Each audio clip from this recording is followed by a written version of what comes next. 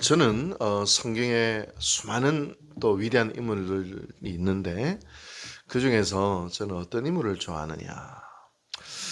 여러분들은 누구를 좋아합니까? 저는 개인적으로 두 사람을 참 좋아합니다. 구약에서는요. 바로 그 다윗과 모세를 참 좋아합니다. 왜 다윗과 모세를 좋아하느냐? 다른 인물들은 뭔가 실수가 없고 완벽한 인물들 같아요. 근데 모세와 다윗을 보면 참 어떨 땐 찌질할 때도 있고 어떨 때는 실족할 때도 있고 어떨 때는 죄를 지을 때도 있고 어떨 때는 넘어질 때도 있고 어떨 때는 하나님한테 혼날 때도 있고 어떨 때는 깊은 고난의 터널을 지나가면서 정신을 못 차릴 때도 있고 참 저는 그 모습을 한번 보게 됩니다. 여러분, 그 인생의 깊은 고난의 터널을 지나갈 때 원망도 터져 나오고요. 원망도 터져 나오고 분노도 터져 나오고 절망도 터져 나옵니다. 이 모세와 다윗을 보면요. 막 터져 나오고. 여러분, 인간은 사실 로봇이 아니잖아요. 로봇이 아니에요. 감정도 있고 연약함도 있고 절망도 있습니다. 근데 이 다윗과 모세의 공통점이 있는데 그것은 뭐냐면 그 깊은 고난의 털, 인간의 연약함에 그 맞닥뜨리는 그 순간 속에서도 하나님을 꼭 붙들었다라는 그 공통점이 있는 것을 보게 됩니다. 오늘 17장의 말씀을 보면 온통 욥의 절망으로 가득 차 있어요.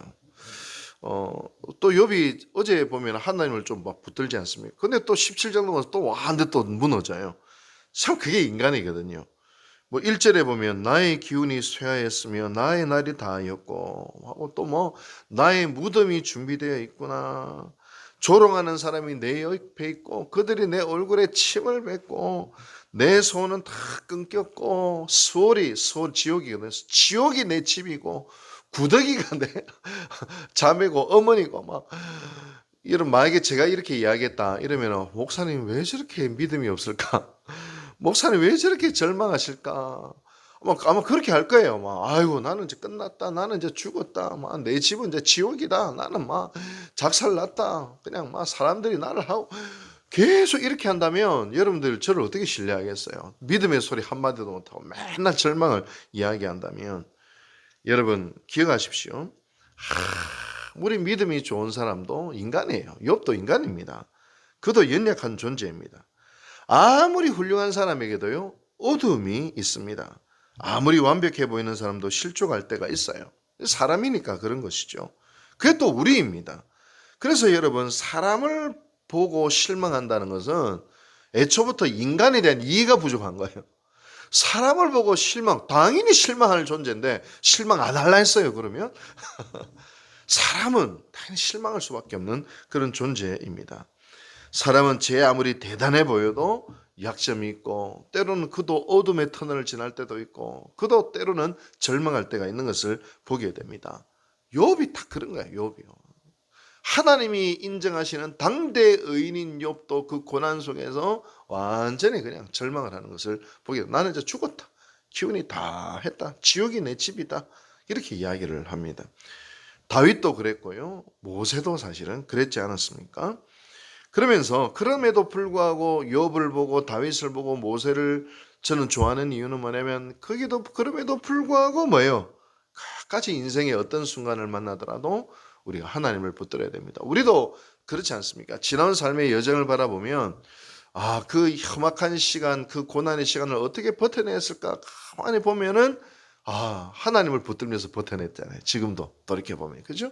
하나님이 나의 위로가 되어주시고 내 눈물을 닦아주시고 내가 하나님께 나아가 의지하고 하나님이 힘을 주시고 은혜를 주셔서 오늘도 우리가 이 자리에 왔듯이 마찬 앞으로도 그렇습니다. 인생의 어떤 순간 속에서도 하나님 우리와 함께 하십니다. 그래서 인생을 과거, 현재, 미래로 따지면 과거는 뭐예요?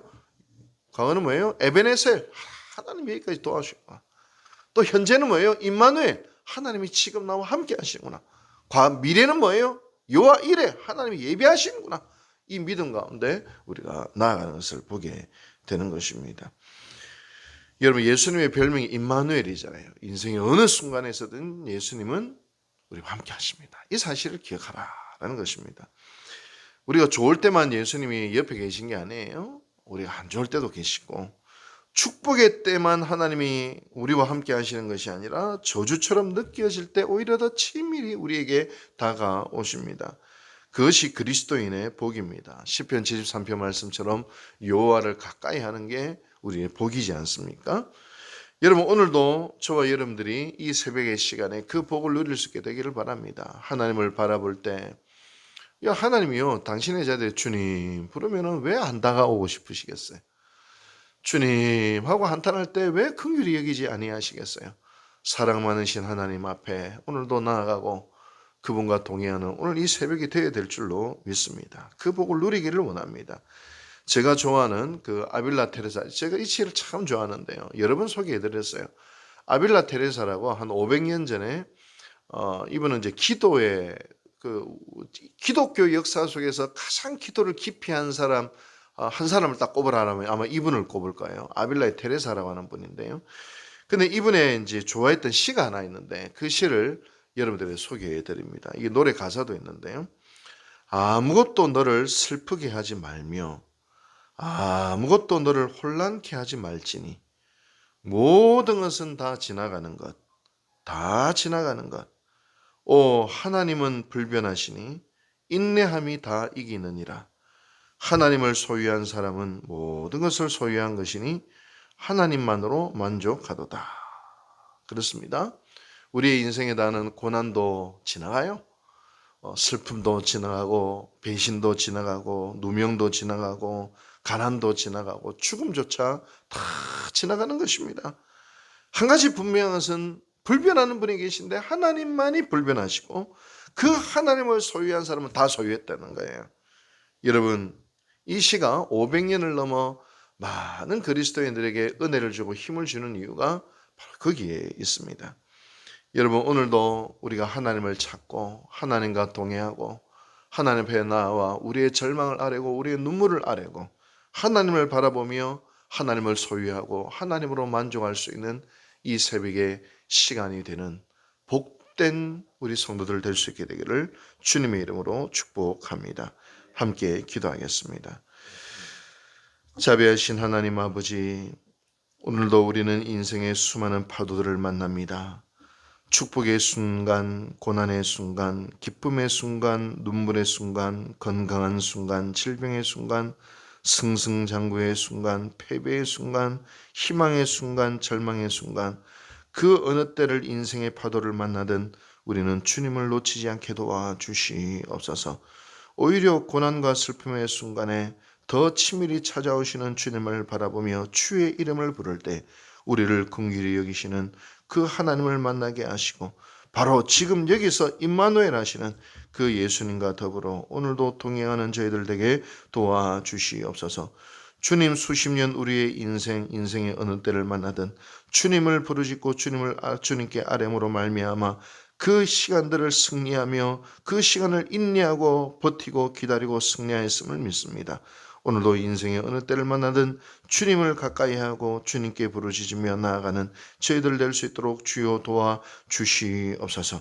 그래요, 미래에서 오늘을 바라볼 때에 그 순간이 바로 승리의 순간이었음을, 그 순간이 하나님을 가장 가까이 하는 순간이었음을 간증할 수 있는 저희들 될 수 있도록 은혜 베풀어 주시옵소서. 이 모든 말씀 예수님의 이름으로 감사하고 기도하고 축원하옵나이다. 아멘.